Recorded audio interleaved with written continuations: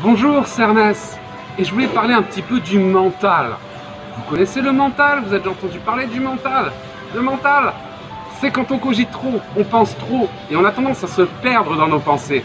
C'est comme quand vous conduisez une voiture, vous apprenez à conduire une voiture au début, vous conduisez la voiture, mais c'est plus la voiture qui vous conduit, parce que vous n'avez pas l'habitude, vous la dirigez pas, vous faites ce que vous pouvez, mais la voiture a tendance à s'emballer, on ne sait pas trop comment la freiner.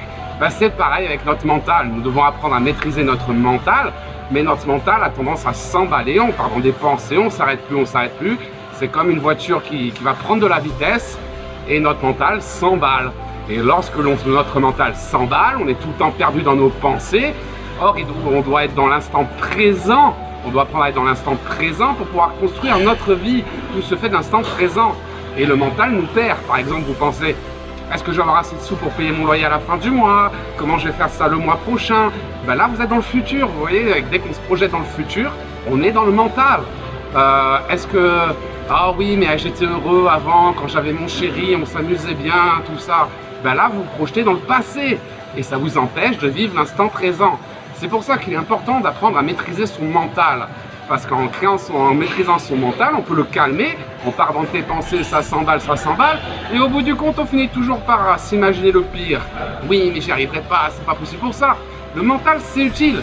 C'est utile si, des fois, on doit réfléchir, on a un problème, on doit réfléchir, et pour compter son argent, par exemple, ou parce que vous cherchez une direction sur une carte, tout ça, le meilleur itinéraire pour vos vacances, le mental peut être utile. Mais le mental a tendance à s'emballer, c'est comme une voiture lâchée sur l'autoroute à pleine vitesse, qui prend les tours, et on ne sait pas comment la ralentir. Et c'est pour ça qu'on fait de la méditation. La méditation permet de nous recentrer. On dit que faire une prière, c'est demander à l'univers. Méditer, c'est écouter la réponse de l'univers. C'est pour ça qu'il est important d'apprendre à maîtriser son mental, car notre futur se construit dans l'instant présent. Et si on est toujours perdu dans nos pensées, on se perd dans le temps, dans la quatrième dimension, on est perdu dans le passé, dans le futur, ou dans le passé ou dans le futur, on ne peut plus refaire le moment présent, on ne peut pas contrôler notre vie dans l'instant présent. C'est pour ça que c'est très très important d'apprendre à maîtriser son mental pour pouvoir appréhender la vie dans l'instant présent et vivre la meilleure version possible de nous-mêmes. Donc la méditation, c'est génial. Faites de la méditation si vous le pouvez, c'est important. Et j'ai une petite astuce, pour ça que je fais cette vidéo ici à la gym. J'ai une petite astuce pour vous montrer comment vous recentrer. C'est bien de calmer son mental. Une fois que vous avez médité et que vous avez calmé votre mental, que vous arrivez à arrêter le temps, quand on médite, on arrête le temps, on est dans l'instant présent, pour vérifier si vous êtes bien centré. C'est important, on a nos chakras tout le long, et quand nos chakras partent dans tous les sens, on est plus centré. Et moi, je vais vous donner un petit exercice, je suppose de yoga, c'est mes guides qui me l'ont montré, mais j'ai jamais fait de yoga, mais je suppose que ça doit être du yoga. Un exercice qui me permet de me recentrer et de voir si justement mes chakras sont bien alignés et si mon mental est bien calmé. Donc je vous fais cette petite démonstration. Et tous les matins, je fais ça. Tous les matins, ça me permet de me recentrer pour ne pas partir à droite, à gauche, dans tous les sens. Vous connaissez nos pensées, on part dans tous les sens. Et oui. Donc, je vais vous montrer ce petit mouvement. Et faites-le tous les matins. Vous verrez que c'est pas compliqué. Ça prend juste quelques minutes. Et ça permet vraiment de voir si on est bien centré et de se canaliser. C'est pas compliqué. Il suffit juste d'attraper sa jambe. Hop là. Vous tenez votre jambe. Et vous commencez à vous pencher en avant, vous penchez en avant, vous penchez en avant. Et là, si on ne part pas dans tous les sens, c'est qu'on est centré, c'est qu'on est bon. Donc une fois qu'on peut lever la jambe plus haut, une fois qu'on a levé, hop, on repose. Et on fait pareil avec l'autre jambe. Hop, on attrape l'autre jambe. Je ne suis pas centré. On attrape l'autre jambe. Et pareil, on se penche en avant, on se penche en avant.